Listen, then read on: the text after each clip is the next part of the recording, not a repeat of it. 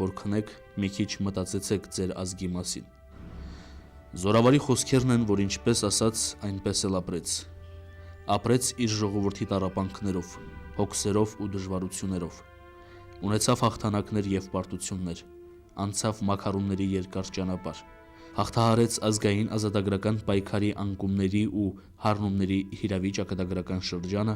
և արդեն իսկ իր կենդանության օրոք զարդարվեց առասպելական երանգներով ու դարձավ մեր հազարամյա հերոսական ասքերի շարունակողն ու կրողը։ Զորավարը նրա պատվանունն է, ժողովուրդը նրան անվանում է Անդրանիկ Զորավար, որովհետև նա քաջության, խիզախության, արիության խորհրդանիշ է բոլոր հայերի համար։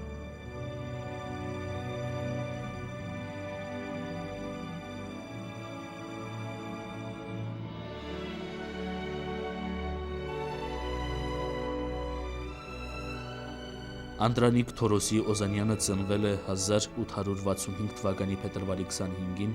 Արևմտյան Հայաստանի Շապին Գարահիսար բերդաքաղաքում։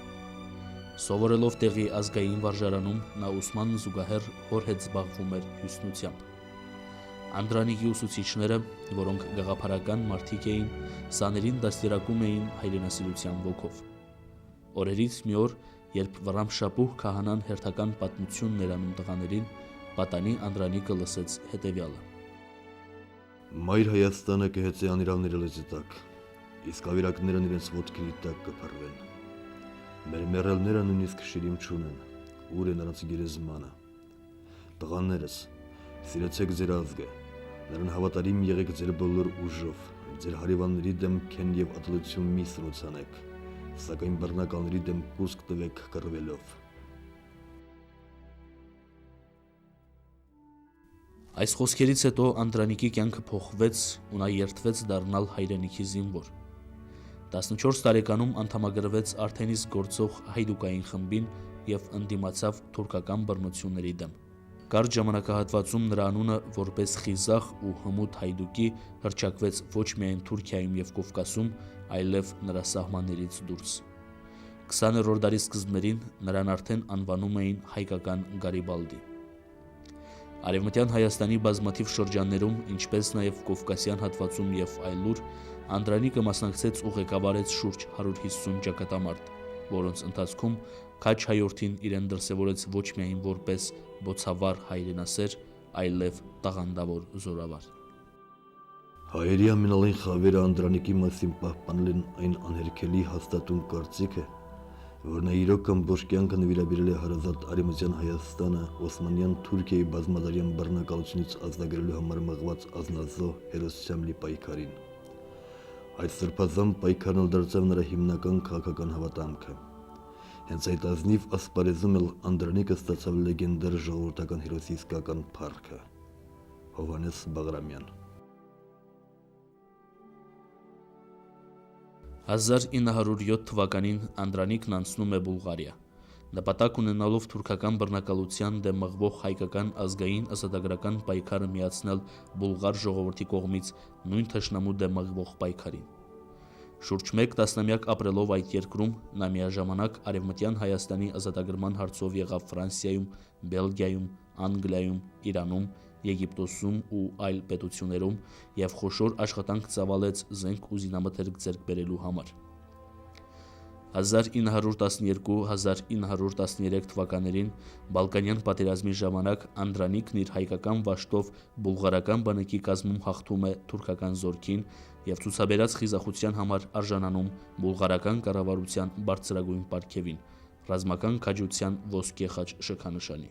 Հենց այդ ժամանակ էր, որ հանդես գալով հայ կամավորականների զորաշարի առջև բրիգադի գեներալ Ալեքսանդր Պրոտոգերովն ասաց հետևյալը. Դուք բոլորդ էլ կռվում էիք առյուծների պես,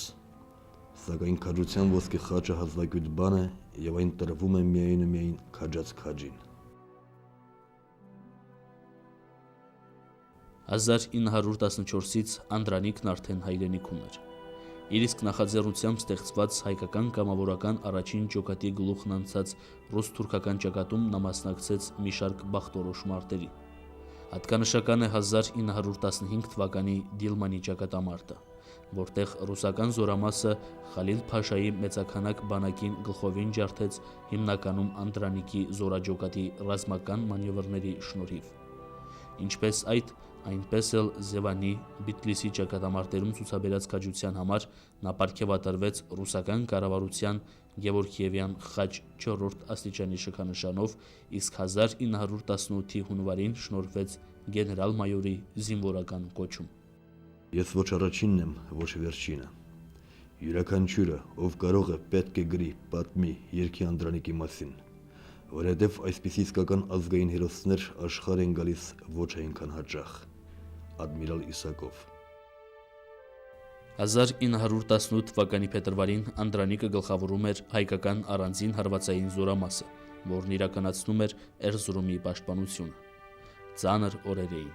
Ռուսական բանակը լքելով Կովկասյան ռազմաճակատը, պաշտպանության ծանրությունը հիմնականում թողել էր հայկական զորաջոկատների ու կամավորական խմբերի վրա։ Անհավասար մարտերի արդյունքում Էրզրումն ընկավ։ Անդրանիկը ստիպված էր կազմակերպել արևմտահայ բնակչության գաղթը Արաքսի ձախ ափ։ Ականատեսն այսպես է նկարագրում օրհասական պահը։ Անդրանիկի զորքի հետևից գնում էր որբերի մերկերի անտունների հսկամի բազմություն։ Նրանք հոգով գիտեին, որ Աստված Անդրանիկի հետ է, եւ որքան մոտ լինեին նրան, այնքան ապահով էին ու պաշտպանված։ Անդրանիկը հնարավորինս խնամում, հագցնում, կերակուրում էր նրանց ամենքին։ 1918 թվականի առաջին ամիսներին թուրքական բազմահազարանոց զորքերը տիրեցին Սարիղամիշ, Կարս եւ նույնիսկ Ալեքսանդրապոլ քաղաքներին։ Հայերի համար չափազանց դժվարին ռազմաքաղաքական պայմաններում նույն թվականի հունիսի 4-ին կնքվեց Բաթումի տխրահարճակ պայմանագիրը, համաձայն որի նախատեսվում էր ցրել հայկական զորախմբերը եւ մասնավորապես Անդրանիկի ջոկատը։ Չհաշվելով վերոհիշյալ պայմանագրի պահանջների, ինչպես նաև Հայաստանի առաջին հանրապետության որոշ քաղաքական եւ պետական այրերի գործելակերպի հետ, Անդրանիկը ստիպված էր արդեն իսկ իր վերահսկողության տակ առած Նախիջևանից, իսկ այնուհետև Զանգեզուրից, որտեղից փորձում էր Ղարաբաղի ու Գանձակի տարածքով հասնել Բաքու եւ սատարել Շահումյանին, 1919 թվականի ապրիլին վերադառնալ Էջմիածին։ Այստեղ էլ ցրելով իր զորքը, նա ողջ գույքը հանձնեց Գևորգ 5-րդ կաթողիկոսին եւ մեկնեց արտասահման։ Մեկնելուց առաջ հոգեկան ծանր ապրումների մեջ հայտնված զորավարը վերջին անգամ այսպիսի խոսքերով դիմեց իր զինվորներին. Սիրելի զինվորներ, դուք ձեր քաջության բաժանի եղաք հայ ցեղին։ Դուք գիտեիք կռվել նրա համար, դուք իմացաք կռվի արժեքը, հայրենիքին ծառայեցիք անմնացորդ նվիրումով։ Ամբողջ 30 տարիներ հայ զինվորը բարձր բառնեց իր անունն ու պատիվը։ Դուք մեծ համբերությամբ կրեցիք ձեր շարժանքները եւ մեծ հավատքով տարիք ձեզ հանձնված գործը։ Ես չլսեցի տրտնջի ոչ մի բառ, ցավի ոչ մի արտահայտություն։ Մերկ էիք, անոթի մնացիք օրերով, ձմռան ցուրտը, բուքն ու քամին, ձյունն ու անձրևը կարկուտիա ծեծեցին ձեզ, բայց դուք արհամարեցիք դրանց թշնամու գնդակների հետ միասին։ Ձեր այդ կեցվածքը քաջալերեց ինձ, ուրախացրեց սիրտս, եւ մենք կարողացանք շահել փառավոր հաղթանակներ հայ անունի համար։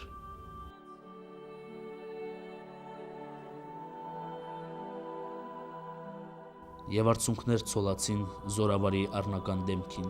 ու նա հեռացավ։ Ապրելով հայրենիքի սահմաններից անդին, Ամերիկայի Միացյալ Նահանգների Ֆրեզնու քաղաքում, այդուհանդերձ Անդրանիկը գործնական մասնակցություն էր ունենում հայկական կյանքին։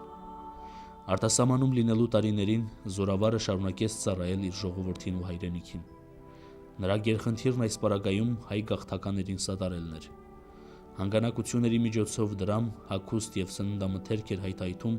ուղարկում Կովկասում գտնվող հայ փախստականներին ու աղքատներին։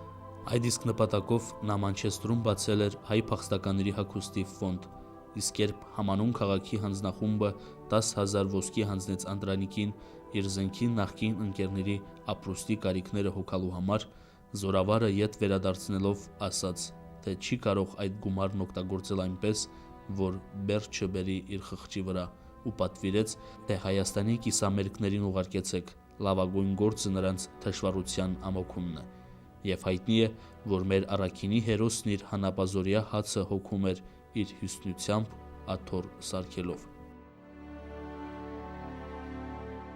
Գաղափարը, որի մարմնացումն էր Անդրանիկը, այնքան հարուստ էր ու այնքան թվիչ,